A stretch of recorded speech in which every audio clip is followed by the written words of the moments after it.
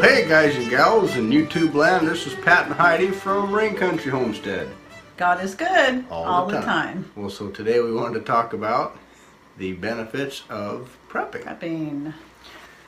Most people think of preppers as somebody who gets a World War II, Army helmet and digs a hole and buries himself in it. We don't really look at it that way. If that's you and that offends you, sorry. Teach their own. And some people have reasons why they want to do it that way.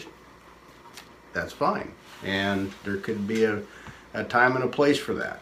We want to approach the benefits of prepping for the here and now. And again, we're not against bunkers and mountains of ammunition and food and preparatory things and Faraday cages and all that good fun stuff. But we wanted to talk to the general public and also the people in the prepping world. What are some of the benefits of just somebody in the city prepping? What's the benefits of somebody in the country prepping? We wanted to touch on a few points today to help people get into that mindset or mind frame. Right. And we have videos actually that you can look up. Yep, we'll have a whole playlist of, I think it was about 2 years ago now maybe that we started it. We did a whole series that we never actually finished. We had at least one more we're going to do in there. But of how and why we prep, and we covered different things, like obviously food and food storage, water, fuel, cooking and heating sources, and so on. So we have a whole, because when it comes to prepping, it's a long, in-depth topic, and that's not where we're going with this today. So, because we already have all that on there, we just kind of want to refresh all this, get it out there, and then also open the floor again like we did on our benefits of frugality to people to come in and share their stories of how prepping has benefited them and share some specific stories with us. Right.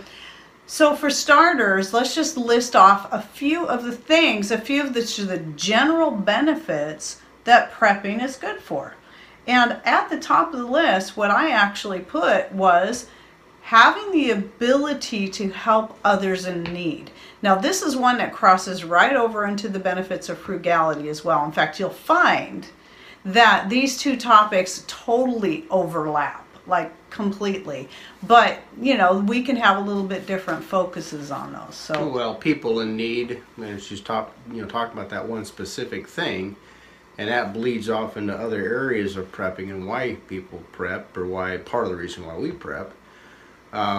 We're not against the EMP coming along or the economic collapse or an earthquake.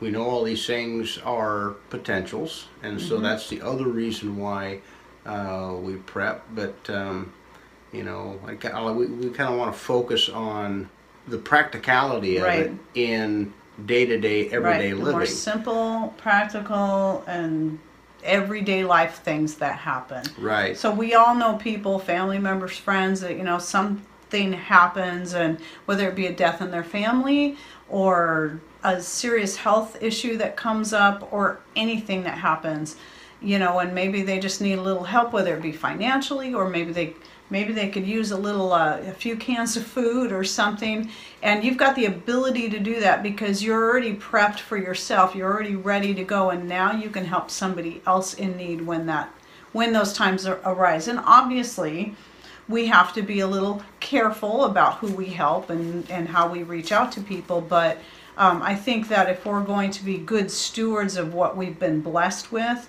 that also should come back to being able to extend that to others in need. So a lot of people, they have no problem paying an insurance premium, or they have no problem participating in a 401k, or they have no problem investing in property or playing the stock market and all these things because they're financially sound, however you want to look at that. And they're normal. Yeah, but what's wrong with you know, having extra beans, rice, and a few other items to help you in the event that something cataclysmic happens. I mean, we look at the news all the time. Oh, it's not going to happen to me. We don't live in tornado country, or it doesn't happen to me. It won't happen to me because I don't live right on the coast, so we're not worried about a tsunami. Oh, we don't live in earthquake land, or we don't live next to a nuclear dump site, or whatever the case may be. You know, nuclear power plant or something. Each and every one of us lives in an area with potential of fire. I mean, we all live in a home, or we rent a home that you know, you could have electrical issues, you could have a fireplace, chimney fire, and 1 minute you're, you know, living fat, dumb, and happy, and all of a sudden your place burns down, or you have a flood, or you have an earthquake, and your insurance company doesn't come through for you. There's absolutely nothing wrong with having a small travel trailer, or a tent with some goods close by, all packed away, ready for some sort of whatever bad flu bug outbreak, or whatever the case may be. So our approach on prepping goes from practical to extreme. And each one of us has to evaluate where we are in that spectrum. Having the ability to help others in time of need, it doesn't hurt so bad when, oh, there's a death in a family, or, oh, you know, my wife or my husband's leg broke, or they had a heart attack, or something like that, that you go from one way of living to an extreme opposite way of living. Now what are you going to do? Your husband's out of work, or your husband dies, or, you know, maybe your wife is the breadwinner in the family, or both of you are the breadwinners. You go from 2 incomes down to 1 income.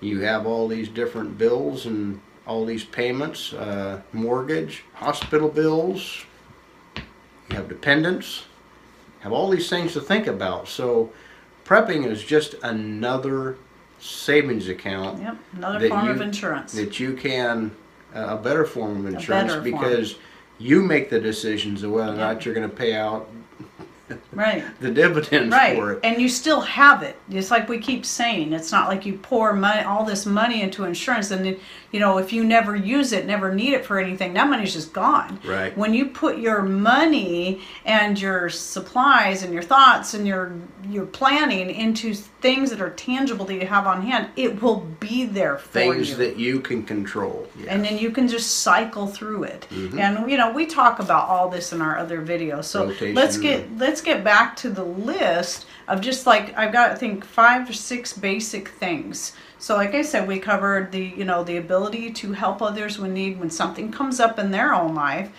and you know, you can actually reach out to them. This does not include moochers. We're not talking about that. They can fend for themselves. We're talking about. We do have the responsibility of educating the people who are close to us, and it's up to them to get up enough gumption to go down there and buy an extra bag of rice and beans every now and then, or if they're not working. That's a little bit. If they're choosing not to work. It's, you know, that we're not talking about that. We're not talking about necessity. We're talking about moochers. Yeah, we're talking about like real situations, such as recently we had a family member whose spouse passed away, and we were able to reach out and help them, and in that situation, and kind of help them get through this. And that's, you know, that's what we were able to do. We wouldn't have been able to do that had we not been in the position we were already in, because of our frugality and our prepping. Okay, so the next point I want to cover is just that peace of mind. So this is a big one for a lot of people, that a lot of people that aren't already into prepping, haven't already entered into that and have themselves in that situation, don't understand until they fully get there. But there's that because people look at shows like Doomsday Preppers, or they see people kind of freaking out because they're maybe in that middle of that freak out zone. You know, a lot of people that get into prepping, they go through about an 18-month period of just being totally freaked out and stressed out about everything. But once you get past that hump, then and you've got yourself set up for the most part, you're like, okay, now you're a lot less stressed out than back before you learned about the need to be prepared for whatever life throws your way. And so now here you are, it's like, okay, if a bad day comes along, or, you know, financially, you know, your car breaks down and now you got this big huge bill, you know, even if maybe you don't have the cash set aside for that, at least you can live off of your food supply, and the money that you would have been spending on groceries that week can go into fixing your car. Right. It's a peace of mind. It's an assurance that's there for you all the time. Just like insurance, using it as an insurance, it's also an assurance to give you that peace. Yeah. And then right along with that, and this is a real minor thing, but it's let's say you got unexpected company that just shows up. Now, the way we used to be, where we just go to the store all the time, you know, 2-3 times a week to get the groceries we needed for that day or a couple of days worth of dinners. Well, when you've got a food supply put away, you got unexpected company that shows up. It's like, okay, just pull out another package of meat, or pull down another jar of that canned meat and make a bigger meal than I'd planned on making. It's as simple as that. You get to do your grocery shopping right there in your own pantry. Mm-hmm. It's wonderful. You don't have to run off to the store. And that plays into one of my other points, which was convenience. Once you get yourself set up, it is so much more convenient. You're saving money in so many ways. You're saving time because you don't have to keep running to the store. You don't have to waste fuel running back and forth to the store. You've got everything. Yeah, as often, you know, mm-hmm. You got everything you need right there. I mean, I haven't been to the store in a couple weeks so far, and boy, I don't know. I mean, thinking I'd like to go to Costco soon, just because there's a couple things I want to stock up on. I'm getting pretty hungry, so. But whatever. And we have, you know, we've been just buying, you know, since we haven't been able to get the goat milk anymore locally, we've just been buying the organic milk at Costco in the boxes, because I think that's the healthiest way, is in the boxes rather than the plastic, and just freezing those. They freeze up beautifully, so we just get it when we make a trip into town, buy a whole bunch of milk, freeze up the boxes, and then every time we start getting low on one, pull a box out, let it thaw, and it works great. So we've always got plenty of milk on hand. That's just one pointer, but again, you can go watch all our other videos on food storage and all that. And then, you know, about buying the groceries, what is the thing you always say about the food, about saving money? Well, buy tomorrow's groceries at today's prices. Right. So when you're prepared, you're able to go, just like me talking about going into, we won't need milk for a while. There's a lot of things we don't need for a while, but hey, today might be a good day to run into town. We don't have a whole lot of other things on our plate. Let's go stock up. And you get that stuff while it's on sale, especially. You stock up on those things, and so you've got tomorrow's food at today's prices, instead of waiting until tomorrow when the price gets jacked back up, or all of a sudden goes through the roof because there's some kind of food collapse, or E. coli or whatever. Sometimes you can buy food today for couple years back prices. If you buy it on sale, you buy it in bulk, and you have a way to preserve yesterday's prices. Right. I think. Yeah. But I think you know what we're talking about. Yeah. I think you know what we're talking about. So by buying things in bulk and buying things on sale, you can save a lot and give yourself elasticity to go shopping when there's sales, and go shopping when you have a little more time in your schedule, instead of, oh gosh, what are we gonna have for dinner? Yeah, right. Jump in the car and drive over and pick up the meat that's there. They're, you know, whatever they're demanding for a price, you know, you can buy half a beef and you know, get it on sale. Sure. Or yeah. And then the last point, which was actually already kind of covered by Mr. Rain because he jumped the gun on this one, I wanted to save this one last because typically people think of it as first, and the main reason we prep, a lot of people prep, is for emergencies. And typically a lot of people think especially when they're first getting into it, or they're on the outside looking at preppers and they're thinking, oh, they're prepping for the end of the world. Well, not necessarily. End of your world, maybe. It's prepping for just any emergency that can come along, no matter how big or how small. And I don't care who you are or where you are in life, anything can happen and does.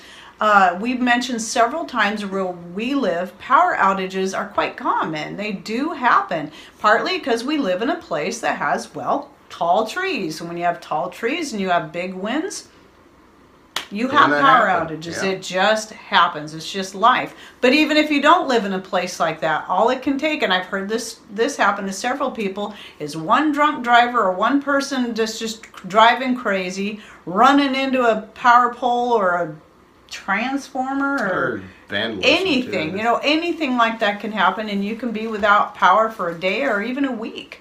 And it happens. Here's a few real life stories, and that's where I wanted to get to next. Is there was a time, we don't get a lot of snow here. We have very, very mild winters. And some winters we never get any snow, not even a single flake.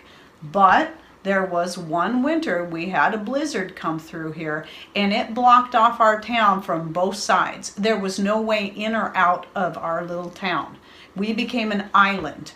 And the grocery store shelves were starting to empty out, and people were freaking out. Yep. And having milk and meat, that's first thing to go. Yeah, milk and bread and toilet paper. Right.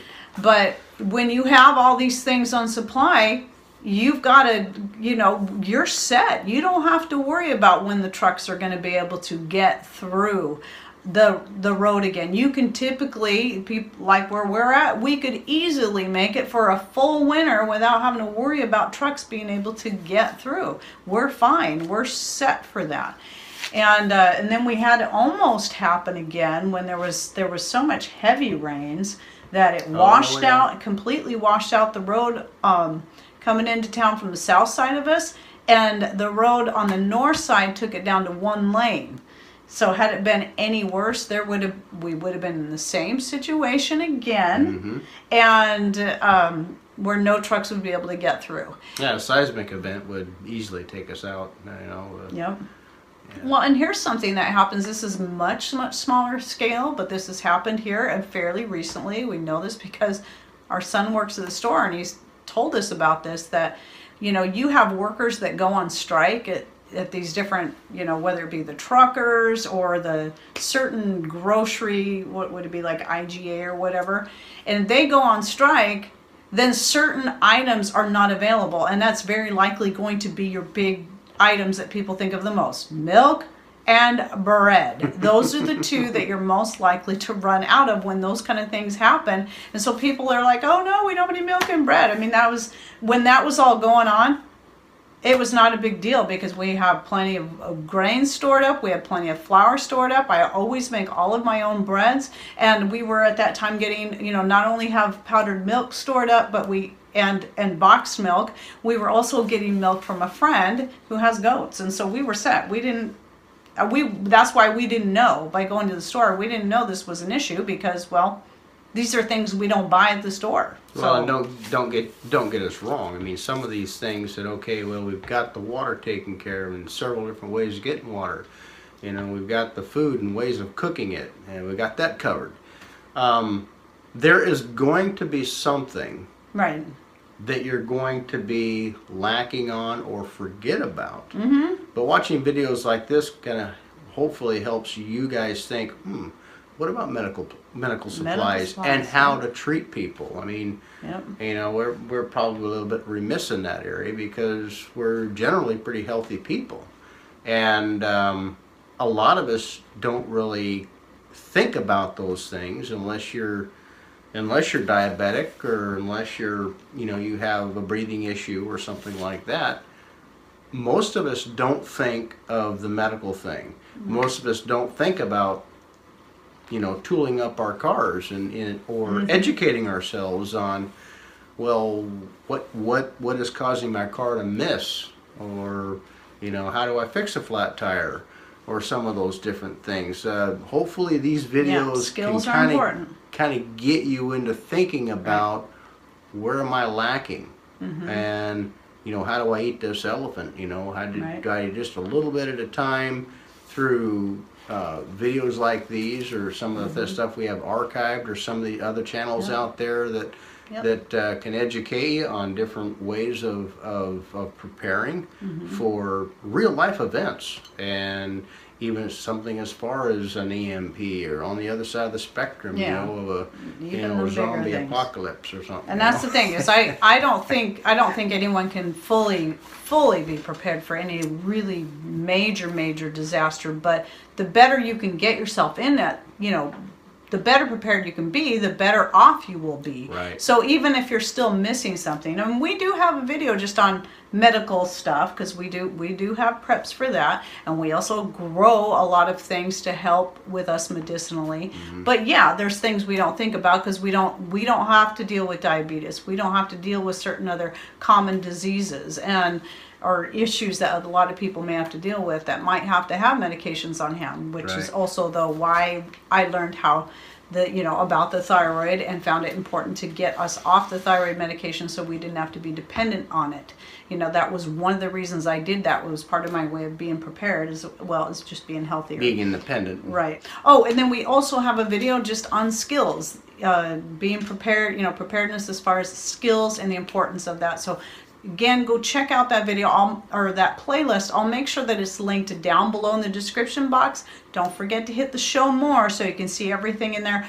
But I'll also make sure to link it up there in the iCards as well. So either way, you've got a way to it so you can find it, and then through that playlist, if there's one specific topic you want to touch on. And it's not that we even cover everything in all of those topics. We're trying to give people a jumping ground or a jumping point where they can get started on looking into some of this stuff for themselves. So well, it's a lot of times prepping is site specific or individuality specific. Right.